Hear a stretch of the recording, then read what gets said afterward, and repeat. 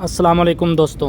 इब्तदा है रब्बे ज़ुल जलाल के बाबरकत नाम से, जो दिलों के हाल बेहतर जानता है। उम्मीद है कि आप सब बिल्कुल खैर खैरियत से होंगे। अल्लाह ताला आप सबको और हमें अपने हिफ्ज़ अमान में रखे। दोस्तों, आज हम आपको दिखाएंगे मैसी फारगूसन 260 ट्रैक्टर का अगला हिस्सा करने का मुकम्मल तरीका।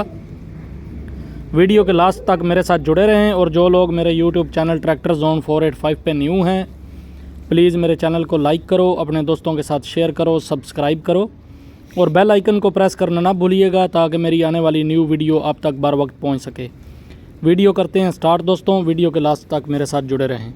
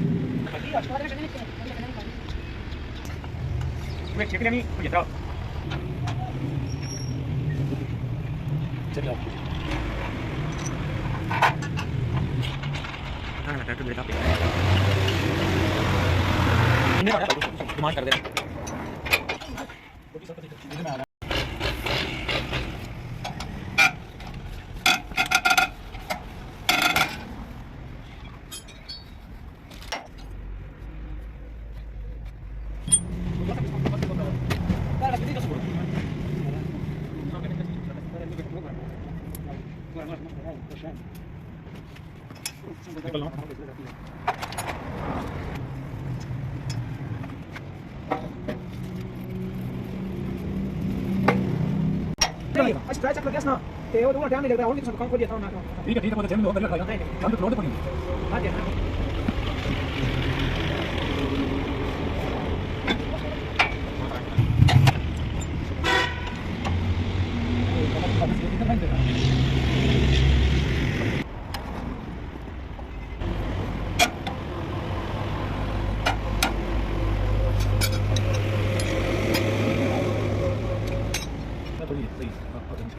Vas a hacer el tiempo.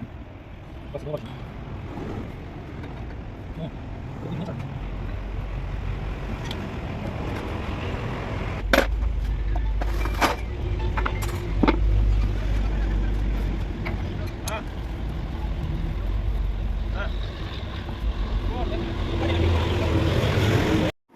गाल पड़ा डिंगी बेल का छड़ मैं कहना कटा हो गया इसमें और सी बंदी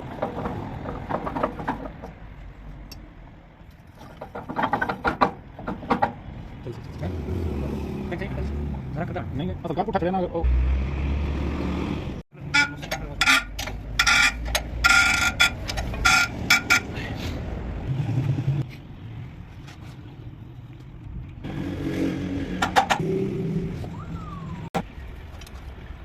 आगे से दिया